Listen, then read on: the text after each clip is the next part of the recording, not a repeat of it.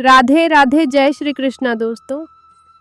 आज की वीडियो में आप रसपान करेंगे भगवान सूर्य की महिमा, विभिन्न ऋतुओं में उनकी अलग अलग वर्ण तथा उनके फल के बारे में। साथ ही आप सुनेंगे भगवान सूर्य का अभिषेक और उनकी रथ यात्रा के बारे में भी।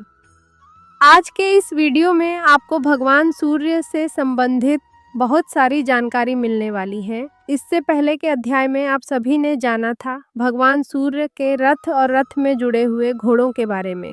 तो भगवान रुद्र ने कहा, हे ब्राह्मण, आपने भगवान सूर्य नारायण के महात्म्य का वर्णन किया, जिसके सुनने से हमें बहुत आनंद भी मिला। अब कृपा कर आप उनकी महात्म्य का और वर्णन कीजिए।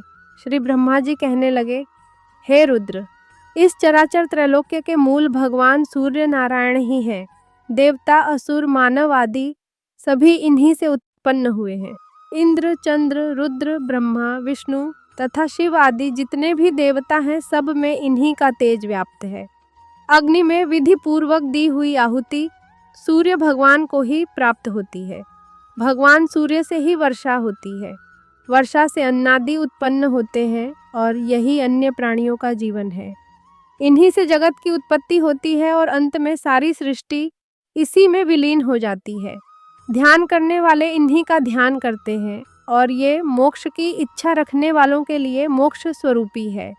यदि सूर्य भगवान न हो तो क्षण, मुहूर्त, दिन, रात्रि, पक्ष, मास, ऋतु, अयन, वर्ष तथा युग आदि काल विभाग हो ही नहीं, और फिर काल विभाग न होने से जगत का कोई व्यवहार भी नहीं चल सकता। ऋतुओं का विभाग न हो तो फिर फल फूल, खेती, औषधियाँ आदि कैसे उत्पन्न हो सकती हैं, और इनकी उत्पत्ति के बिना प्राणियों का जीवन भी कैसे चल सकता है।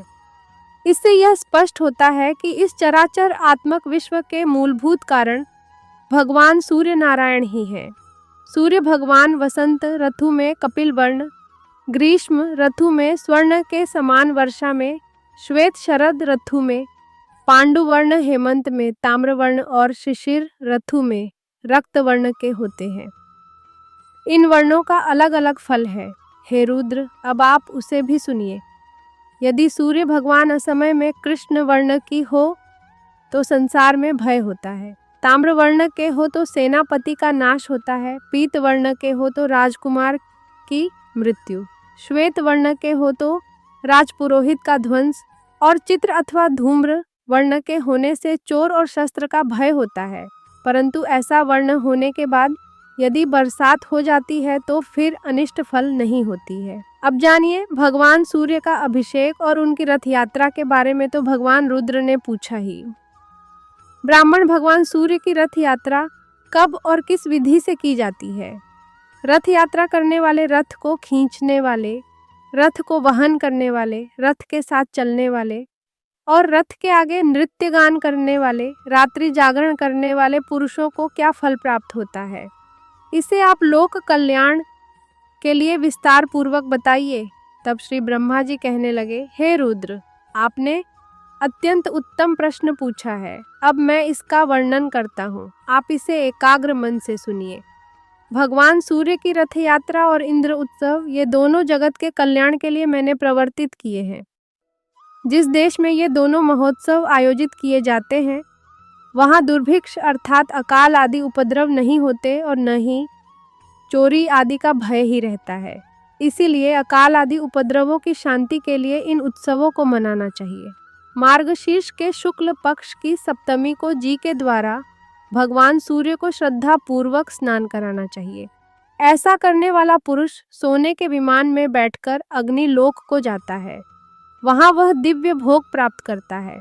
जो व्यक्ति शक्कर के साथ शाली चावल का भात, मिष्ठान और चित्रवर्ण के भात को भगवान सूर्य को अर्पित करता है, वह ब्रह्मलोक को प्राप्त होता है। जो प्रतिदिन भगवान सूर्य को भक्ति पूर्वक जी का उबटन लगाता है, वे परम गति को प्राप्त होता है।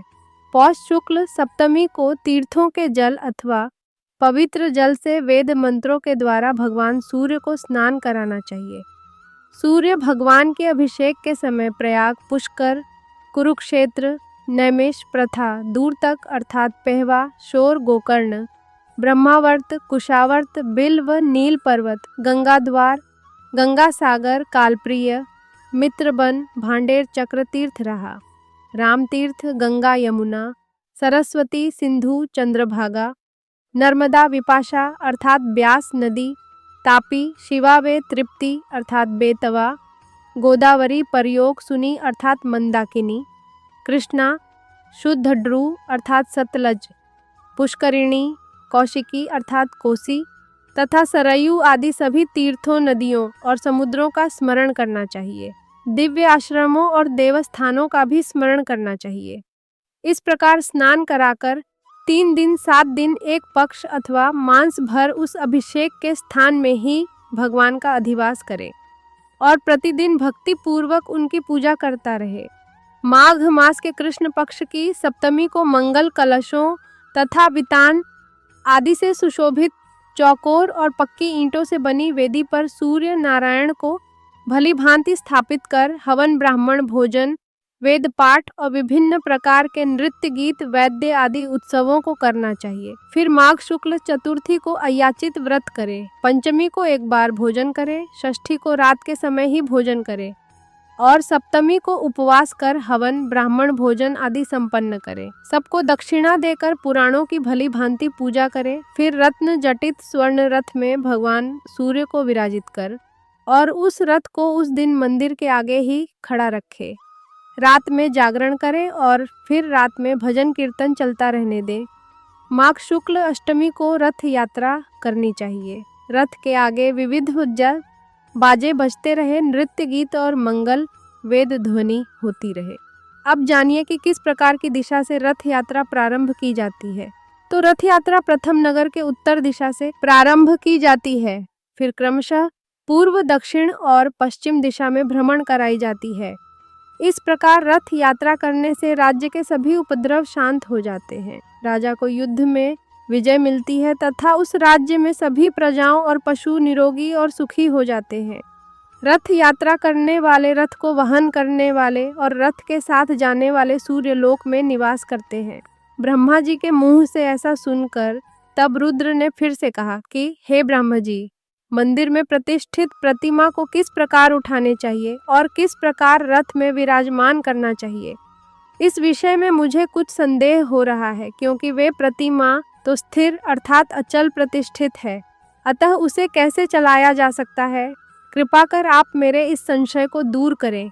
तब ब्रह्मा जी कहने लगे, संवत्सर के अवयवों के रूप में जिस रथ का पूर्व में मैंने वर्णन किया है, वह रथ सभी रथों में पहला रथ है। उसको देखकर ही विश्वकर्मा जी ने सभी देवताओं के लिए अलग अलग विविध प्रकार के रथ बनाए हैं। उस प्रथम रथ की पूजा के लिए भगवान सूर्य ने अपने पुत्र मनु को विधि प्रदान की। मनु ने वह राजा इक्ष्वाकु को दिया। तब से यह रथ यात्रा पूजित हो गई और परंपरा से चली आ रही है। इसलिए सूर्य के रथ यात्रा का उत्सव मनाना चाहिए। भगवान सूर्य तो आकाश में भ्रमण करते रहते हैं, इसलिए उनकी प्रतिमा को चलाने में कोई भी दोष नहीं है। भगवान सूर्य के भ्रमण करते हुए उनका रथ और मंडल दिखाई नहीं पड़ता, इसीलिए मनुष्यों ने रथ यात्रा के द्वारा ही उनके रथ और मंडल का दर्शन किया है। ब्रह्मा, विष्णु, शिव आदि देवों की प्रतिमा के स्थापित हो जाने के बाद उनको उठाना नहीं चाहिए, किंतु सूर्य नारायण की रथ यात्रा प्रजाओं की शांति के लिए प्रतिवर्ष करनी चाहिए। सोने चांदी अथवा उत्तम काष्ठ का अतिशय रमणीय और बहुत सुदृढ़ रथ का निर्माण करना चाहिए। उसके बीच में भगवान सूर्य की प्रतिमा को स्थापित कर उत्तम लक्षणों से युक्त अतिशय सुशील हरित वर्ण के घोड़ों को रथ में नियोजित करना चाहिए। उन घोड़ों को केसर से रंग कर अनेक आभूषण, पुष्पमालाओं और चावल आदि से अलंकृत करना चाहिए, अर्थात सजाना चाहिए और रथ के लिए अर्घ्य प्रदान करना चाहिए। इस प्रकार रथ को तैयार कर सभी देवताओं की पूजा कर ब्राह्मण भोजन कराना चाहिए। दक्षिणा देकर दीन, नेत्रहीन, उपेक्षितों और अनाथों को भोजन आदि से संतुष्ट करना चाहिए। उत्तम, मध्यम अथवा अधम किसी भी व्यक्ति को विमुख नहीं होने देना चाहिए। रथ यात्रा स्वरूप सूर्य माँ याद में भूख से पीड़ित बिना भोजन के यदि कोई व्यक्ति भग्न आशा कर लौट जाता है, तो इस दुष्कृत्य से उसके स्वर पितरों का अधः पतन हो जाता है, अर्थात उनका नाश हो जाता है। अतः सूर्य भगवान की इस यज्ञ में भोजन और दक्षिणा से सबको संतुष्ट करना चाहिए, क्योंकि बिना दक्षिणा के कोई भी यज्ञ पूर्ण नहीं होता। फिर मंत्रों के जाप के साथ ही उनका प्रिय पदार्थ सभी देवताओं को समर्पित करना चाहिए। मंत्रों से बलि देकर वामदेव, पवित्र मानस श्लोक तथा 78 इन रचनाओं का पाठ करें। फिर पुनिया पाचन और अनेक प्रकार की मंगल वाद्यों की ध्वनि कर सुंदर और समतल मार्ग पर रथ को चलाएं।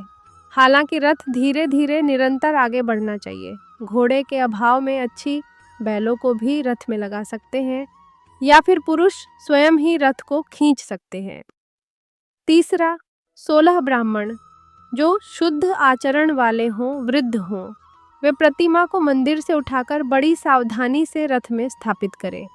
सूर्य प्रतिमा के दोनों ओर सूर्य देव की राखी अर्थात संध्या और छाया नामक दोनों पत्नियों को स्थापित करें।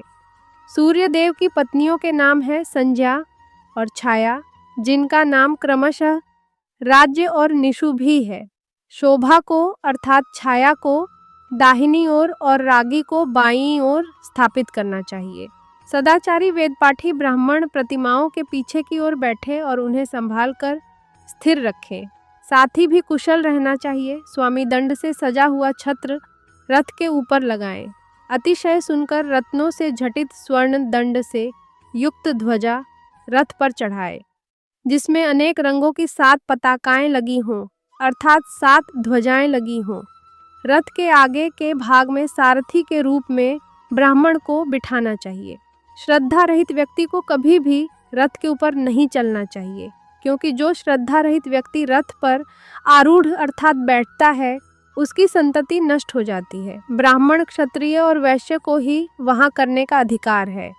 अपने स्थान से चलकर सर्वप्रथम रथ को उत्तर द्वार पर ले जाना चाहिए। फिर वहां पर एक दिन तक रथ की पूजा करें। विविध नृत्य, गीत आदि उत्सव, वेद पाठ तथा पुराणों की कथाओं होनी चाहिए।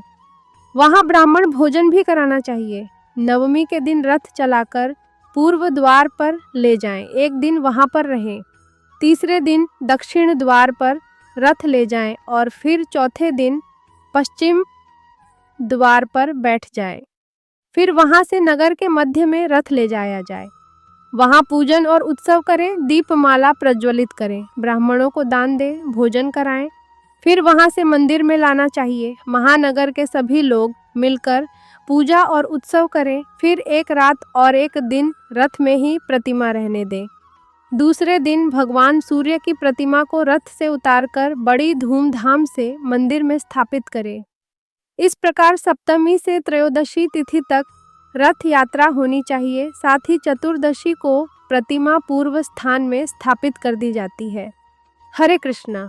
ज्येष्ठ मास महात्म्य के 4था अध्याय समाप्त हुआ। इसके आगे का वृतांत आप अगले अध्याय में जानेंगे। वीडियो पसंद आई हो तो वीडियो को लाइक करें और आने वीडियो के लिए चैनल को सब्सक्राइब कर बेल आइकन जरूर दबाएं।